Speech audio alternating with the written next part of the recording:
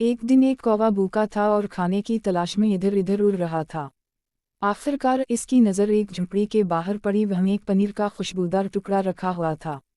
कौवा फौरन नीचे आया और अपनी चोंच में पनीर का टुकड़ा दबाकर दरख्त की शाख पर जा बैठा। लोमड़ी, जो करीब ही घूम रही थी, उसने कौवे के मुंह में पनीर का टुकड़ा देखा। इसका दिल पनीर खाने को मिचल गया। उसने अपनी चालाकी से कौवे को धोखा देने का मंसूबा बनाया। लोमड़ी दरख्त के नीचे आकर बोली, प्यारे कौवे, किया खूबसूरत पर हैं तुम्हारे, और तुम्हारी आवाज़, मैंने सुना है कि तुम्हारी आवाज़ जंगल में सबसे ज़्यादा सुरीली है। कौवा तारीफ सुनकर खुश हो गया। वो लोमड़ी की बात पर मुस्कुराया। लोमड़ी ने कहा, काश मैं तुम्हारा गाना सुन सकती। तुम्हारे सुरीले गाने से तो पूरा जंगल झूम उठता है। प्लीज़ मेरे लिए एक गाना गाओ। कौवा अब अपनी तारीफ से बेहद खुश हुआ। जूं ही उसने मुकम्मल कहानी देखने के लिए हमारा चैनल सर्च करें और जानिए कहानी का ऐसा अंजाम जिसने सबको हैरान कर दिया। चैनल पर मज़ीद दिलचस्प कहानियों के लिए अभी तलाश करें उर्दू स्टोरी वर्ल्ड्स।